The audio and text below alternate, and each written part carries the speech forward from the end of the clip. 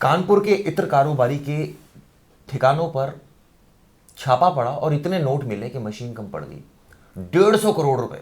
और अगर आप दृश्यों में देख रहे हैं किस तरह से जो जीएसटी के अधिकारी हैं, इनकम टैक्स के अधिकारी हैं, वो नोट गिन रहे हैं। इतने नोट हैदर भाई मैंने नहीं देखे अपनी लाइफ में, जितने जो है वो इत्र कारोबारी पीयूष जैन हैं। कानपुर का मामला है और लगातार रेड कई घंटों से लगातार चल रही है, क्योंकि जो नोट है वो बहुत ज़्यादा है और मशीनें कम हैं।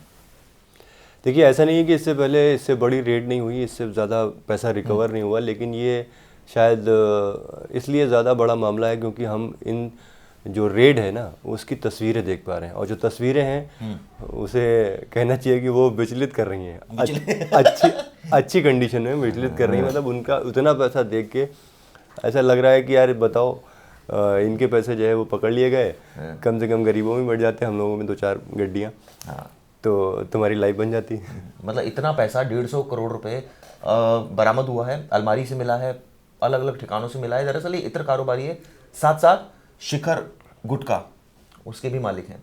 और ऐसे में अब डिटेलिंग की जा रही है, ये इतना पैसा कहाँ से आया। ये हैदर भाई, सबसे पहली तो एक मुझे चीज़ समझ नहीं आ रही कि एक तो रेड कोई पहली बार ऐसा नहीं हुआ होगा कि इनको पता हो कि इस तरह से बिजनेस चल रहा है जिसमें इनवॉइसेस जनरेट होते हैं फर्जी कंपनियों के आधार पर और टैक्स की चोरी हो रही है। लेकिन उसके बावजूद अब रेड पड़ी है और रेड की विजुअल सामने आ रहे हैं। क्या ऐसा तो नहीं कि कई हजार करोड़ की ये मामला और कुछ करोड़ों में निपट रहा है? देखिए, मैं आपको थोड़ा सा तफसील से बताता हूँ। जो इत्र कारोबारी हैं उनकी हिंदुस्तान में 6 कंपनियां रजिस्टर्ड हैं। इसके अलावा विदेश में भी उनकी कुछ कंपनियां हैं जो कारोबार कर रही हैं। और जहाँ तक आपने बात की कि ये इस तरह के मामले पहले क्यों नहीं आए, देखिए ऐसा है कि जो जीएसटी है और उसके अलावा जो इनकम टैक्स की टीम है उनको मोस्टली ये जानकारी होती है कि किसका टर्नओवर करोड़ों में है, किसका टर्नओवर अरबों में है, तो वो उन पे एक नज़र तो रखी जाती है। लेकिन नॉर्मली देखिए होता क्या है कि जब इतने बड़े कारोबारी होते हैं तो वो भी अपने लिए बैकअप सपोर्ट लेके चलते हैं, ठीक है। अगर वो पैसा इतना रख रहे हैं तो वो उसकी तैयारी करके चलते हैं कि कैसे उससे बचना है। और इसमें कुछ अधिकारी भी शामिल होते हैं, ऐसा नहीं कि सारे इनकम टैक्स अधिकारी वो ईमानदार ही होते हैं, और उसमें वो भी शामिल होते हैं और उस हिसाब से वो बचते निकलते हैं। लेकिन जब चुनाव आने शुरू होते हैं तो ऐसा इसलिए कहा जा रहा है क्योंकि ये जो इत्र कारोबारी थे इनके नज़दीकी संबंध थे अखिलेश यादव, यानी समाजवादी पार्टी के जो अध्यक्ष हैं अखिलेश यादव, उनके साथ थे। तो ऐसा, और जो टाइमिंग है रेड की वो ऐसी है कि ये आरोप लगना बहुत वाजिब सी बात है कि भाई आप इस टाइम पे ये रेड कर रहे हैं, आप क्या जाहिर करना चाहते हैं, मतलब आप क्या समाजवादी पार्टी के जो फंडिंग सोर्सेज हैं उन पे नकेल कस रहे हैं ताकि आप चुनाव में भारी पड़ सके। तो ये टाइमिंग पे सवाल उठ रहा है। हम या चिराग भाई ये नहीं कह रहे हैं कि जो इत्र कारोबारी के वहाँ से इतनी बड़ी तादाद में जो पैसे पकड़े गए हैं वो कार्रवाई गलत है। गलत बिल्कुल नहीं, बिल्कुल सही कार्रवाई है। लेकिन जो सवाल उठे वो जो विरोधी पार्टियां हैं वो टाइमिंग पे सवाल उठा रही हैं, क्योंकि टाइमिंग पर उठा रही हैं। और साथ साथ एमएलसी पंपी जैन, उनके ये रिश्तेदार हैं, भाई हैं उनके, पीयूष जैन। और ये सपा का इनका कनेक्शन ऐसा है कि अखिलेश यादव से बहुत नज़दीक हैं, इसलिए आज बीजेपी ने ट्वीट भी किया था। और जो पीयूष जैन है, 40 से ज़्यादा इनकी कंपनियां हैं। और ऐसे में अब जाकर बिल्कुल इलेक्शन से पहले ये रेड होना, और ये दर्शाता है कि कहीं ना कहीं दाल में कुछ काला है।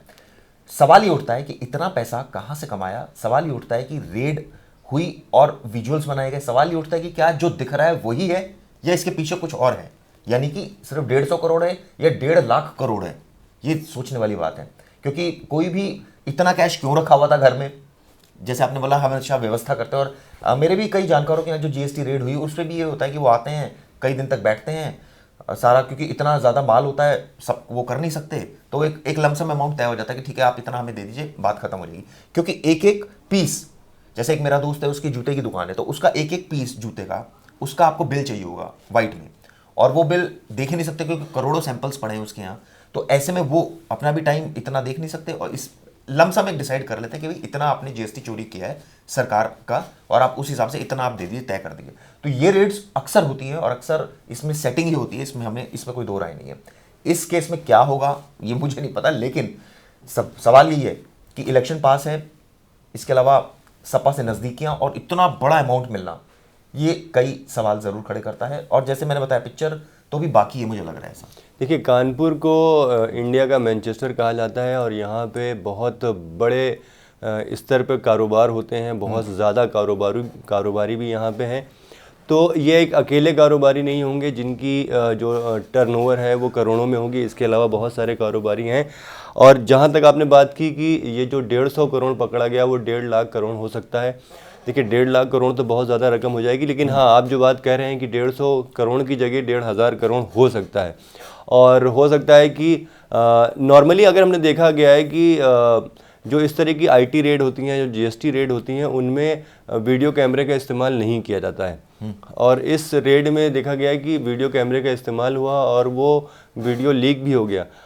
तो ये तो ऐसा लग रहा है जैसे कि बिल्कुल इंटेंशनली हुआ है काम। हाँ। ऐसा नहीं है कि ये सब चोरी छुपे या किया जा रहा है, ये सब कुछ दिखाने के लिए किया जा रहा है कि ये देखिए, अगर समाजवादी पार्टी से लिंक है ऐसा कहा जा रहा है, तो ये देखिए क्या हाल है। तो ऐसी जो रेड होती हैं उनमें अमूमन जो रेड के विजुअल ऐसे लीक नहीं होते हैं। हो सकता है कि उनकी तस्वीरें खींची जाती हैं, वीडियो खींची जाती हैं, वो आधिकारिक तौर पर रखने के लिए, ताकि एविडेंस वो उससे बन सके, लेकिन उन तस्वीरों को अक्सर लीक नहीं किया जाता है। और रही बात जहाँ तक पैसे की, तो हो सकता है कि ये जो 150 करोड़ का अमाउंट है ये इससे ज़्यादा भी हो।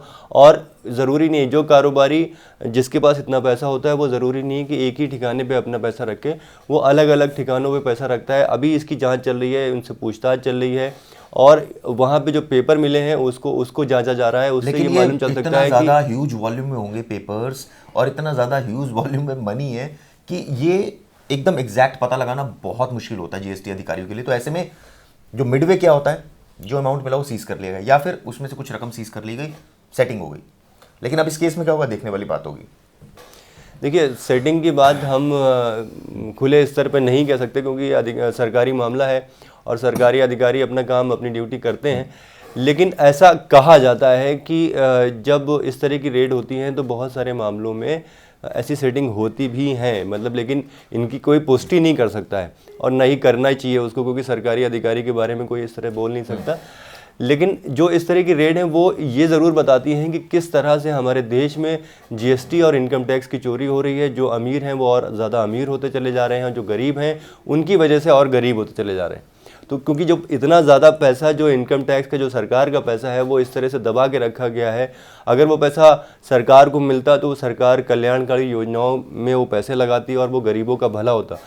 ऐसा कहा जाता है, लेकिन होता नहीं होता, ये अलग बात है, बट लेकिन वो सरकारी खजाने में तो आता। राइट।